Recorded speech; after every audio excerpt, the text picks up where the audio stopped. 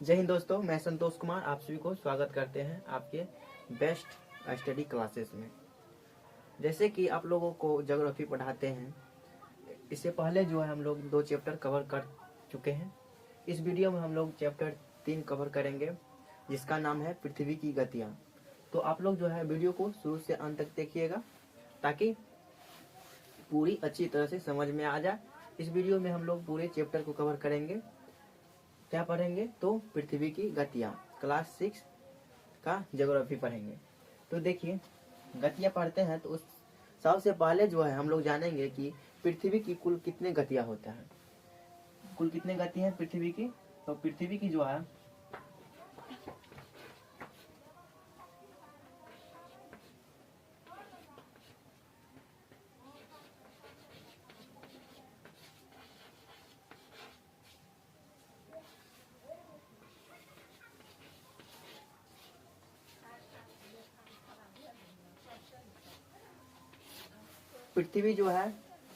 पृथ्वी के पास कितने गतियां हैं?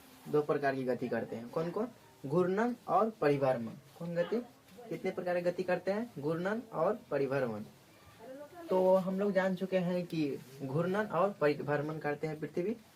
अब हम लोग जानेंगे कि घूर्णन क्या है, इसके बारे में हम लोग चर्चा करते हैं कि घूर्णन किसे कहते हैं। तो देखिए, पृथ्वी जो है, पृथ्वी यह मान लीजिए पृथ्वी है, यह पृथ्वी है, इसका यह जो है अक्ष है। यह क्या है? अक्ष है। इसी पर जो है घूर्णन करता है। पृथ्वी जो है अपने अक्ष पर घूर्णन करता है। पृथ्वी जो है अपने अक्ष पर घूर्णन करता है। जैसे कि मान लीजिए यह क्या है? पृथ्वी है, और ये जो है बिचला इसका अक्ष है। क्या है? इसका अक्ष है। इसी पर जो है घूर्णन कर रहा है। जैसे कि आप लोग जो है साइकिल चलाते हैं तो बीच में जो है क्या है? छर्रा है, और उसी के ऊपर जो है क्या कर रहा है? साइकिल का चक्का घूम रहा है। उसी तरह जो है पृथ्वी जो है अपने अक्ष पर घूर्णन करता है। एक ही जगह पर आके पृथ्वी जो घूर्णन करता है उसे क्या कहते हैं? घूमता जो है उसे क्या कहते हैं? घूर्णन गति कहते हैं। क्या कहते हैं? घूर्णन गति कहते हैं। इसमें लिखिएगा कि पृथ्वी जो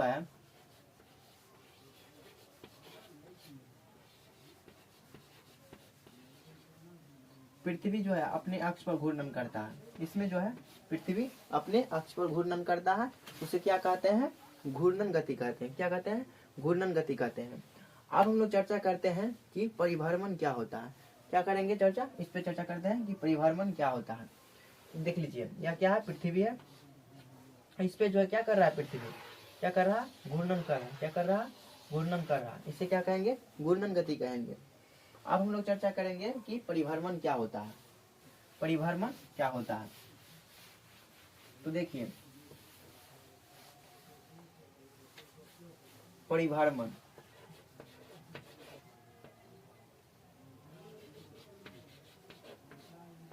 क्या?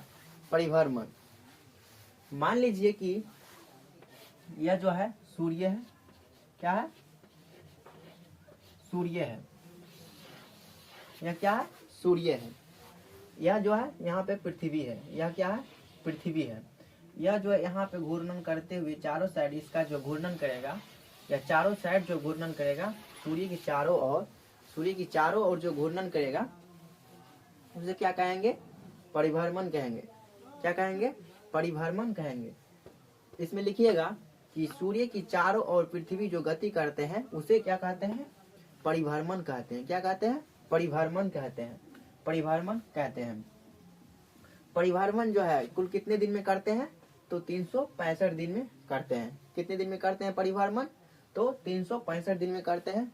जैसे जिसको जो है हम लोग 1 वर्ष मानते हैं। क्या मानते हैं? जिसको 1 वर्ष मानते हैं। 12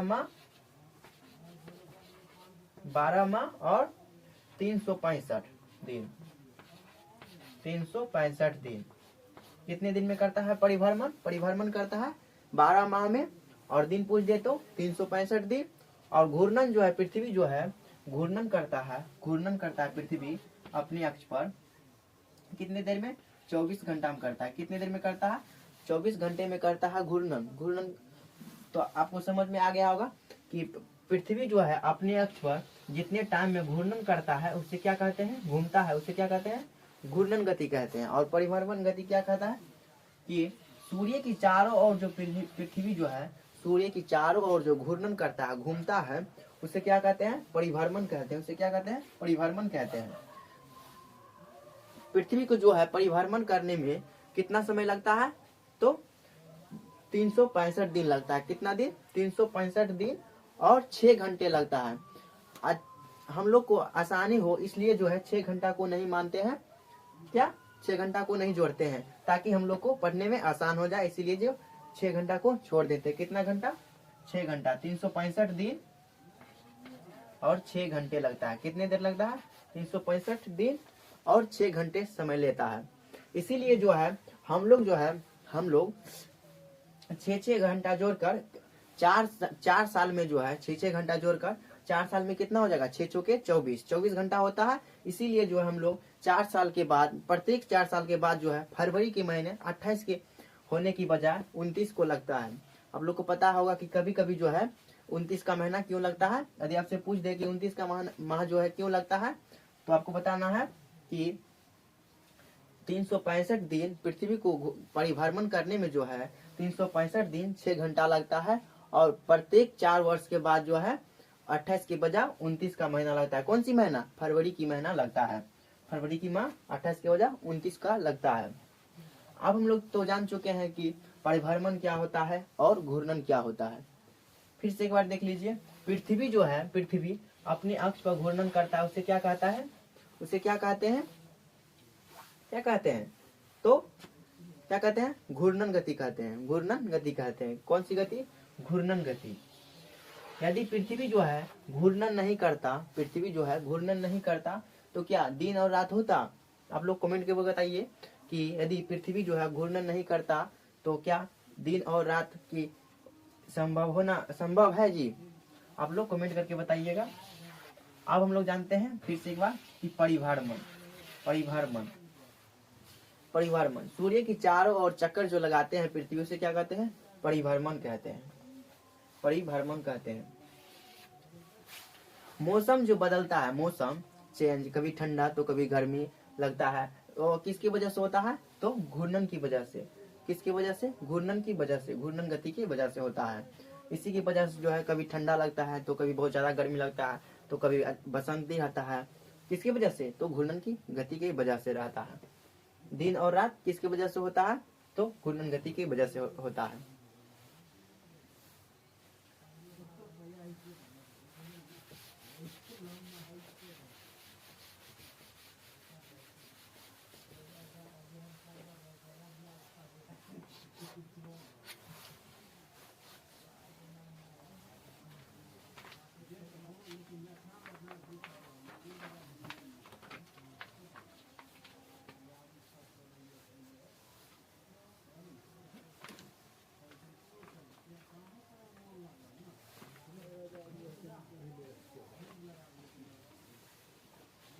बसंत ऋतु होता है। उत्तरी गोलार्ध में बसंत ऋतु होता है, और दक्षिणी गोलार्ध में जो है, दक्षिणी गोलार्ध में शरद ऋतु पड़ता है। कब?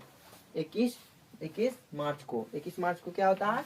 उत्तरी गोलार्ध में बसंत ऋतु पड़ता है और दक्षिणी गोलार्ध में शरद ऋतु पड़ता है। उसके बाद जो है सूर्य की किरणें की कर्क रेखा पर सीधी पड़ती है, परिणाम स्वरूप क्षेत्रों में ऊष्मा अधिक प्राप्त होती है। यानी कि यहाँ पे इस वाले एरिया में जो है, इस वाले एरिया में इस दिन जो है 21 मार्च को सूर्य गर्मी जो है ज्यादा पड़ने लगता है। उत्तरी गोलार्ध में क्या पड़ने लगता है? बसंत ऋतु होता है, गर्मी ज्यादा पड़ने लगता है, तिरछी होती है। ध्रुव 6 महीना तक लगातार दिन रहता है। रेखा के बाद वाले भागों में जो है, यानी कि ऊपर वाले एरिया में जो है, ऊपर वाले एरिया में 6 माह दिन और 6 माह जो है 6 महीने रात होता है। 22 दिसंबर को दक्षिणी ध्रुव के सूर्य की ओर झुके होते हैं। यानी कि 22 दिसंबर जो है, 22 दिसंबर यहाँ पर जो है शीत ऋतु पड़ने लगता है, 22 उत्तरी गोलार्ध में। और दक्षिणी गोलार्ध में क्या होता है? ग्रीष्म ऋतु पड़ता है। कौन सी ऋतु? ग्रीष्म ऋतु पड़ता है। ग्रीष्म ऋतु पड़ता है। देखिए 23 मार्च एवं 23 सितंबर को, 21 मार्च और 23 सितंबर को सूर्य की किरणें विषुवत वृत्त पर होता है। यानी कि यह जो है आपको बता चुके हैं कि पृथ्वी से जो है कुल कितनी रेखा गुजरती है होकर, ये क्लास पार्ट 2 में जो बता चुके हैं, क्लास 2 चैप्टर 2 में जो है बताए हैं कि पृथ्वी से होकर जो है कुल कितनी रेखा गुजरती है, ये उस क्लास में हम बता चुके हैं। यदि आप लोग जो है उस वीडियो को नहीं देखे हैं तो प्लीज़ जाकर लाइक देखिए और लाइक और सब्सक्राइब कीजिए और अपने दोस्तों के साथ शेयर कीजिए। उसके बाद जो है 23 जून 21 जून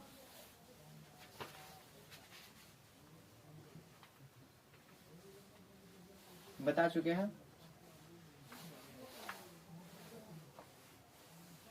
यदि ये वीडियो आप लोगों को पसंद आया तो प्लीज़ लाइक एंड सब्सक्राइब और अपने दोस्तों के साथ शेयर कीजिए। नेक्स्ट वीडियो में हम लोग जानेंगे 4 चैप्टर लेकर आएंगे। तब तक के लिए जय हिंद, जय भारत। मिलते हैं नेक्स्ट क्लास में।